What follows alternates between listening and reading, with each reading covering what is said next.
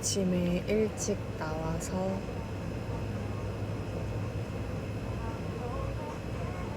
책을 읽으러 왔습니다.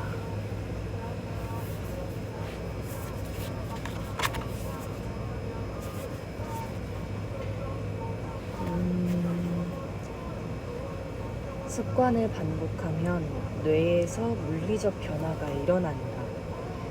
음악가들은 손해가 다른 사람들보다 큰데 이 부위는 기타 현을 뜯거나 바이올린을 활로 켜는 것 같은 신체적 움직임과 중대한 관련이 있다. 수학자들은 하두 정소염 내의 회백질이 큰데 이 부위는 계산하는 데 중요한 역할을 한다. 이것의 크기는 그 분야에 많은 시간을 들이는 것과 직접적인 연관이 있다. 나이가 많고 경험이 많은 수학자일수록 회백질 크기가 큰 것으로 나타났다.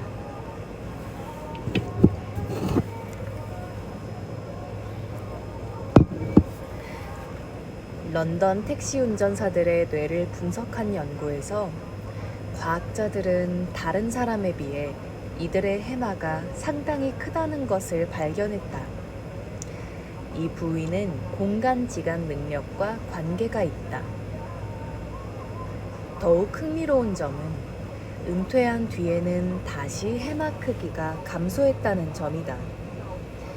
우리 몸의 근육이 웨이트 트레이닝에 반응하듯이 뇌의 특정 부위도 사용 여부에 따라 조정되며 사용하지 않으면 위축된다. 물론 습관을 세우는 데 있어 반복의 중요성은 신경과학자들이 이 사실을 알아내기 훨씬 전부터 알려져 있었다. 1860년 영국의 철학자 조지 루이스는 이렇게 썼다.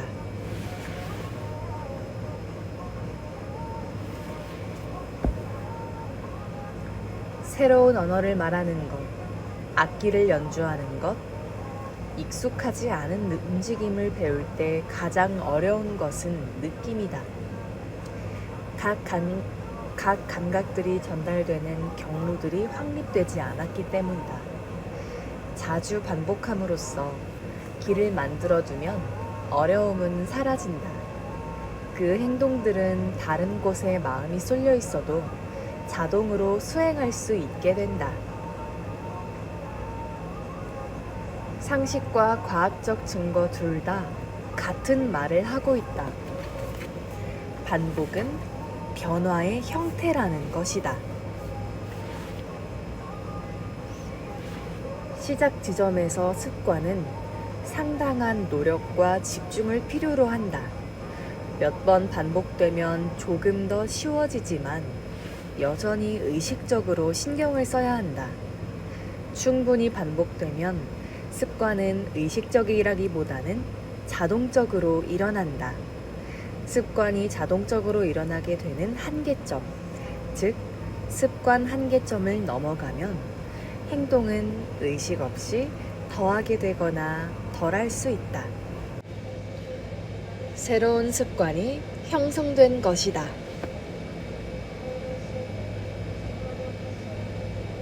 어떤 행동을 반복하는 순간마다 우리는 그 습관과 관련된 특정한 신경학적 회로를 활성화한다. 즉, 단순한 반복이라 할지라도 새로운 습관을 체화하는 가장 중요한 단계라는 말이다. 엄청난 양의 사진을 찍은 학생들은 기술이 늘고 완벽한 사진을 만들어내는 데만 몰두한 학생들은 기술이 늘지 못한 이유도 이 때문이다. 한쪽은 실제로 연습을 했고 다른 한쪽은 수동적으로 배우기만 했다.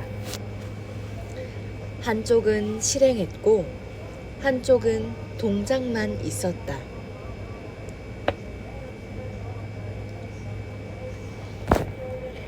모든 습관은 노력이 필요한 연습에서 자동적인 행위로 넘어가는 유사한 궤적을 그리는데 이 과정을 자동화라고 한다.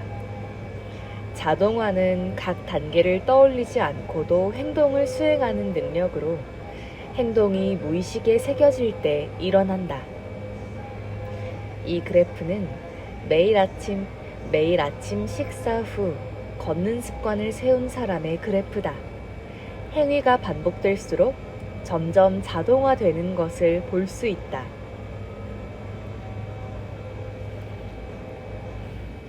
위 그림은 매일 10분씩 걷기라는 실제 습관에 관한 자동화 수준을 추적한 연구 결과를 보여준다. 학습 곡선이라 불리는 이 도표의 모양은 행동 변화에 관한 중요한 진실을 알려준다. 습관은 시간이 아니라 횟수에 기반해 형성된다는 것이다.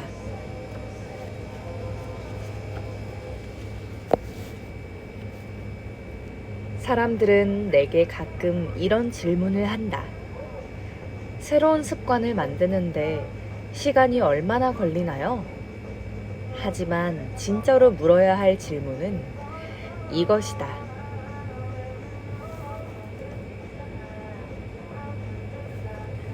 새로운 습관을 만들려면 몇 번이나 그 행동을 해야 할까요? 즉, 습관이 자동화되려면 얼마나 오래 하느냐가 아니라 얼마나 자주 반복하느냐가 중요하다.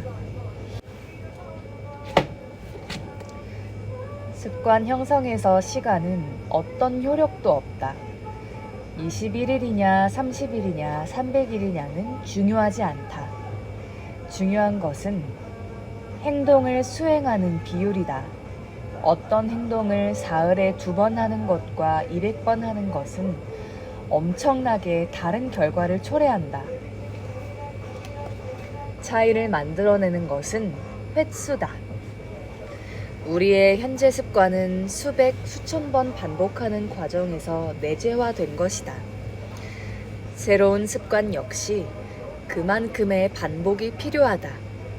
행동이 정신 속에 완전히 내장되고 습관 한계선을 넘어갈 때까지 성공적인 시도들을 충분히 엮어내야 한다. 따라서 습관을 자동화하기 위해 얼마나 많은 시간을 들였느냐는 중요하지 않다. 그 과정이 이루어지는 데 필요한 만큼 그 행동을 취했느냐가 중요하다. 습관을 만들려면 연습이 필요하다. 연습을 실행하는 가장 효율적인 방식은 3번째 행동 변화 법칙과 관련이 있다. 쉽게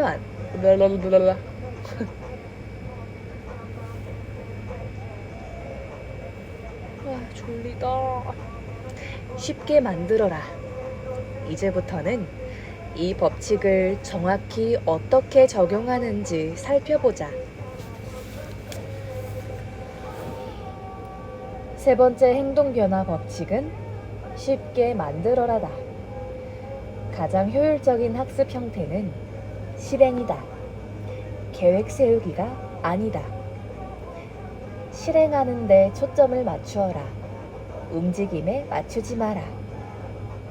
습관은 반복된 행동을 통해 점차적으로 자동화되면서 만들어진다. 습관을 형성하는 데 들인 시간보다 그 습관을 실행한 횟수가 더 중요하다.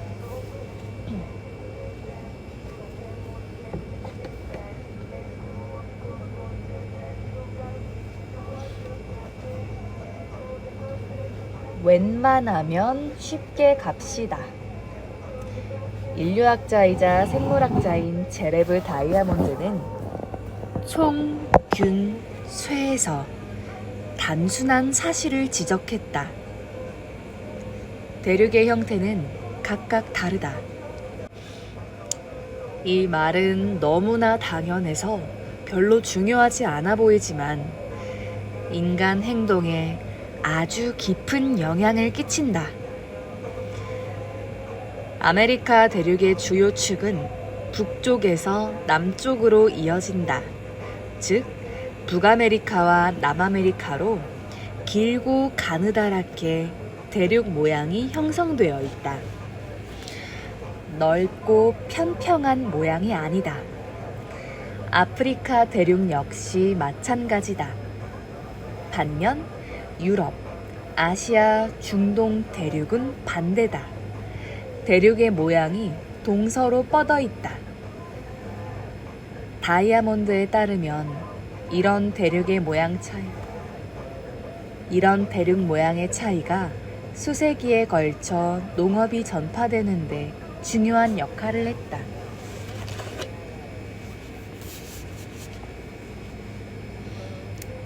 유럽, 아시아 대륙은 동서를 축으로 한다. 반면 미국과 아프리카는 북남을 축으로 하기 때문에 유럽과 아시아보다 위아래로 기후 분포가 다양하다. 그래서 농업은 다른 지역보다 유럽과 아시아 지역에서 2배 빨리 전파되었다.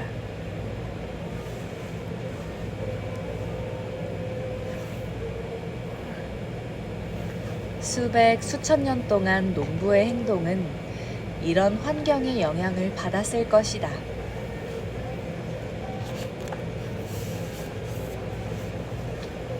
농업이 전 세계로 퍼져나가기 시작할 때 농부들은 북에서 남보다 동에서 서로 진출하기가 쉬워졌다. 이는 위도가 같은 위치인 경우 기후가 유사하기 때문이다. 이 때문에 유럽과 아시아 대륙의 농부들은 프랑스에서 중국까지 길게 뻗는 형태로 몇몇 곡물을 재배할 수 있었다. 반대로 북쪽에서 남쪽으로 이동하면 기후가 엄청나게 다양해진다. 캐나다와 플로리다 기후가 얼마나 다른지 생각만 해도 알 것이다. 제 아무리 세계에서 가장 재능 있는 농부라고 해도 캐나다에서 겨울 플로리다산 오렌지를 재배할 수는 없을 것이다. 눈은 흙을 대체하기 힘들다. 북남 방향으로 곡물들을 재배하려면 농부들이 각 기후에 적합한 새로운 작물을 찾고 재배해야만 한다. 결과적으로 농업 전파 속도는 아메리카 대륙보다 아시아와 유럽 대륙이 2~3배나 더 빨랐다. 수세기 동안 이 차이는 무척이나 큰 영향을 끼쳤다. 식량 생산 증가는 더 빠른 인구 성장을 이끌었다. 인구가 많아지자 더 강한 집단들이 만들어지고 새로운 기술 개발을 위한 도구들을 더 잘 갖추게 됐다. 곡선이 인근 지역으로 전파되면서 인구 증가 속도는 다른 대륙보다 좀 더 빨랐다. 이는 작은 변화였지만 시간이 지나면서 점점 더 상당한 차이를 초래했다. 농업 전파는 세계적인 규모로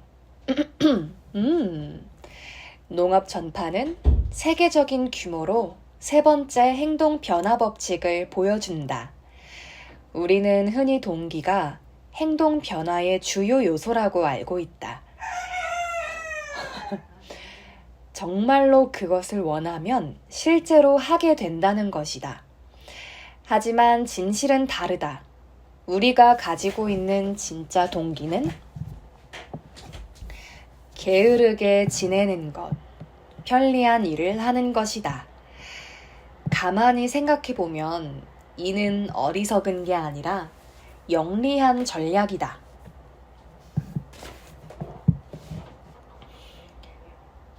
에너지는 귀중한 것이다. 뇌는 가급적 에너지를 아끼는 방향으로 움직인다.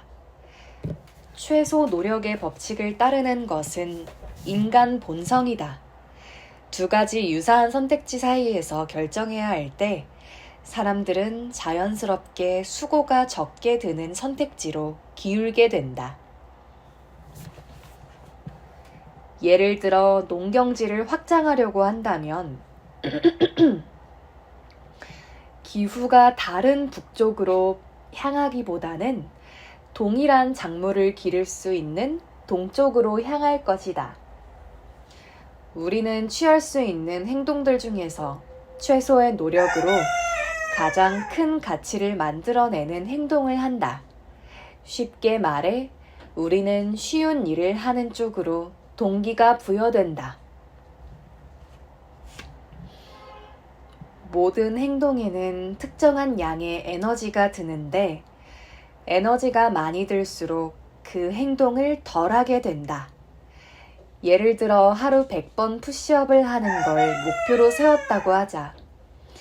이는 엄청난 에너지를 소모하는 일이다.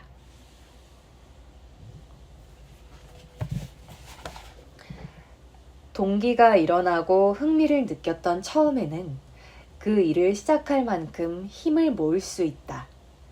하지만 며칠이 지나면 너무 큰 노력이 들어가기에 지치고 만다. 이와 달리 하루에 한 번 푸시업 하는 것 같은 작은 습관은 시작할 때 거의 에너지가 들지 않는다. 어떤 습관에 필요한 에너지가 적을수록 그 일을 할 가능성이 커진다. 우리 삶에서 많은 부분을 차지하는 어떤 행동을 살펴보자. 무척 적은 수준의 동기로도 그 일을 하고 있음을 알게 될 것이다. 휴대전화 스크롤을 내리고 이메일을 확인하고 텔레비전을 보는 것 같은 습관은 우리의 많은 시간을 빼앗아 간다. 그건 이 행동들이 대개 노력 없이 이루어지기 때문이다. 현저하게 편리한 일들인 것이다. 어떤 의미에서 습관이란 우리가 정말로 원하는 것을 얻어내지 못하게 방해하는 장애물일 뿐이다. 습관을 들이기가 어렵기 때문에 반작용이 일어날 가능성이 높다.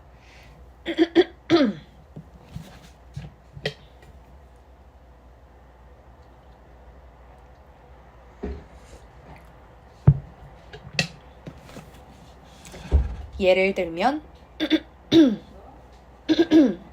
안 돼요.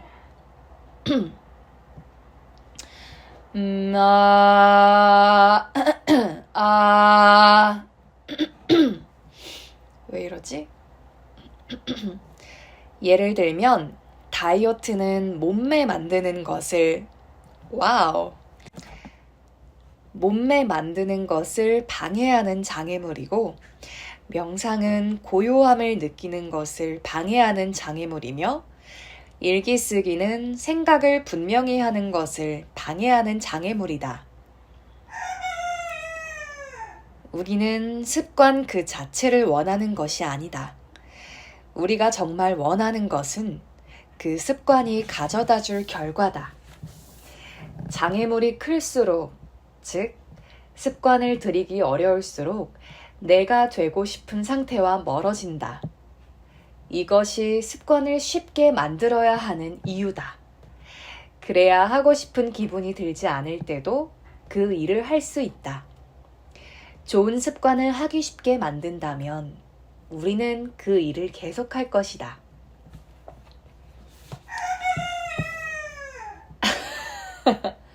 하지만 이와 정반대 같아 보이는 순간들은 대체 어떻게 된 걸까? 그러니까 우리 모두가 무척 게으르다면 아이를 기르고 사업을 시작하고 에베레스트 산을 등반하는 사람들은 어떻게 설명할 것인가? 분명 우리는 무척이나 힘든 일을 할 능력이 있다. 문제는 어떤 날은 그 일을 하는 게 힘들다고 느끼고 어떤 날은 손쉽게 하고 싶은 기분을 느낀다는 것이다. 힘든 날에는 가능한 한 좋아하는 일들을 많이 해서 도전적인 삶을 자연스럽게 극복하는 것이 중요하다. 직면하는 저항이 적을수록 더 강한 자신이 나오기 쉽다.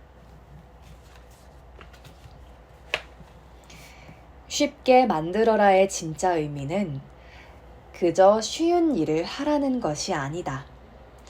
장기간에 걸쳐 대가를 치르며 일하는 순간에 가능하면 그 일을 쉽게 하라는 말이다.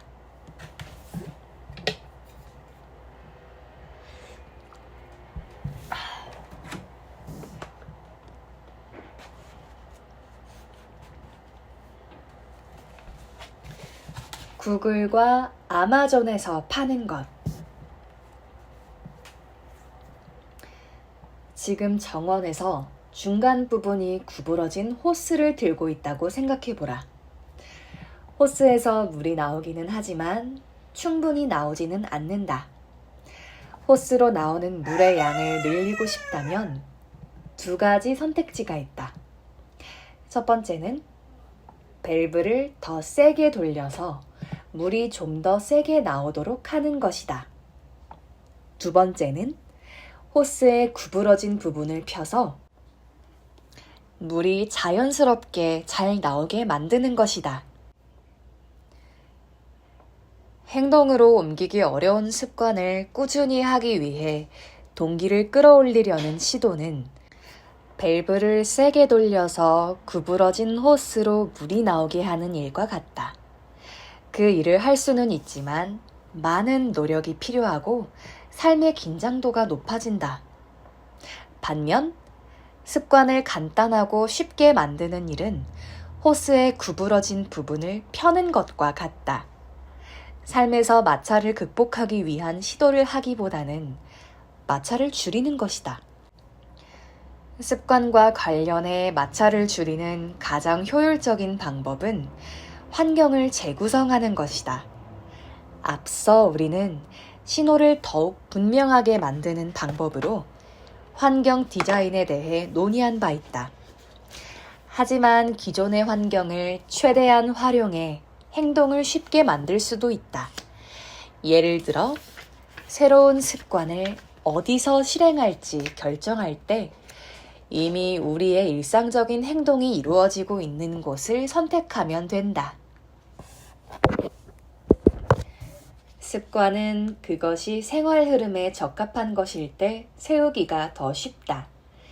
예를 들어 퇴근길 중간에 체육관이 있다면 운동하러 가기가 더 쉽다. 이는 체육관 앞에 멈춰 서는 일이 생활 패턴과 크게 마찰을 일으키지 않기 때문이다. 만일 체육관이 퇴근길에서 멀리 떨어진 곳에 있다면, 심지어 몇 블록 떨어져 있다면 그곳에 일부러 가야 한다. 집이나 직장에서 효율적으로 생활하는 것도 마찰을 줄이는 일이다. 종종 우리는 무척 마찰이 큰 환경에서 어떤 습관을 시작하곤 한다. 친구와 저녁을 먹으러 나가면서 혹독한 다이어트를 하려고 한다. 집안일이 쌓여있는 환경에서 책을 쓰려고 한다. 스마트폰에 온 정신을 팔고 있으면서 일에 집중하려고 한다. 이런 방식으로는 안 된다. 우리는 우리를 유혹하는 장애물들을 제거해야 한다. 1970년대 일본의 전자제품 제조업체는 바로 이런 방식으로 생산성을 높였다. 뉴요커에 실린 칼럼 늘 더 낮게 하라에서 제임스 서로위키는 이렇게 썼다. 일본 회사들은 린 생산법이라고 알려진 방식을 강조했다. 이 방식은 생산 과정에서 일어나는 온갖 종류의 낭비를 끈질기게 제거하면서 작업 환경을 재구축하기도 한다. 그리하여 작업자들은 몸을 돌려 작업 도구에가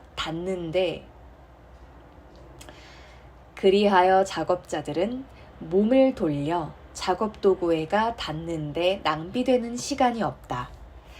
그 결과 일본 공장들은 훨씬 효율적으로 바뀌었고 일본 제품들은 미국 제품보다 더 품질이 좋았다. 1974년에 미국의 컬러 텔레비전은 일본의 텔레비전보다 수리 요청 전화를 5배나 더 많이 받았다. 1979년까지 미국 노동자들은 자신이 담당하는 부품을 조립하는데 3배나 더 시간이 걸렸다. 나는 이 전략을 삭감에 따른 부가라고 부른다. 일본 기업들은 제조 과정에서 모든 마찰 요소들을 찾아내고 제거했다. 낭비되는 노력을 삭제함으로써 고객과 수익을 늘리는 것이다.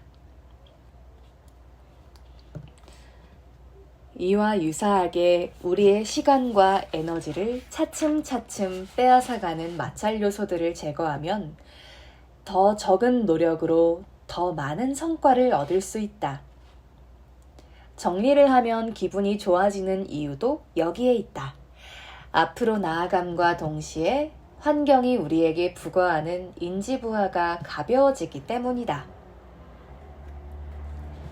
우리가 잘 알고 있는 최고의 서비스나 물건은 삶에서 발생하는 마찰, 즉 수고를 줄여주는 것들이 있다. 음식 배달 서비스는 식료품 쇼핑이라는 수고를 줄여준다. 데이트 앱은 복잡한 소개 과정을 줄여준다. 차량 공유 서비스는 시내를 가로지르는 수고를 줄여준다. 문자 메시지는 메일을 보내는 수고를 줄여준다.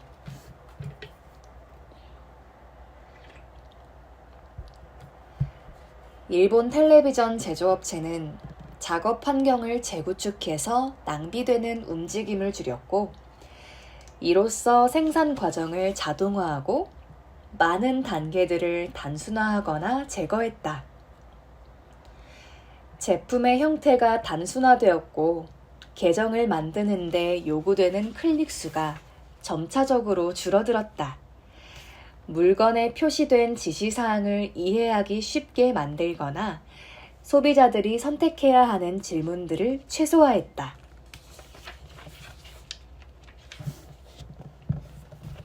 구글 홈, 아마존 에코, 애플 홈포드 같은 음성인식 스피커가 처음 출시되었을 때 난 이것들을 구매한 친구에게 어떤 점이 좋은지 물었다. 친구는 전화기를 꺼내 음악 앱을 켜고 플레이리스트를 고르지 않고도 그냥 컨트리 음악 좀 틀어줘 라고 말하기만 하면 된다고 말했다. 단 몇 년 만에 음반 가게에서 CD를 사지 않고도 언제 어디서나 음악을 무제한으로 들을 수 있게 되었다. 행동을 방해하는 마찰이 현저하게 없어진 것이다. 비즈니스는 더 쉽게 같은 결과를 낼 수 있는 방법에 대한 끝없는 탐구 과정이라 할 수 있다.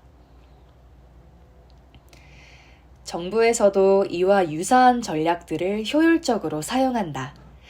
영국 정부는 세금 징수율을 높이기 위해 세금 서식을 우편으로 보내는 대신 웹페이지에서 다운받을 링크를 직접 걸어주는 것으로 전환했다. 단계를 줄이자 응답률은 19.2%에서 23.4%로 증가했다. 영국과 같은 국가 단위에서 이 정도 비율은 수백만 달러의 세금 수익을 의미한다. 이 개념은 적절한 일을 가급적 쉽게 하는 환경을 만든다는 것이 핵심이다. 좋은 습관과 관련된 마찰을 줄이고 나쁜 습관과 관련된 마찰을 증가시킨다면 더 나은 습관이 보다 쉽게 만들어질 수 있다.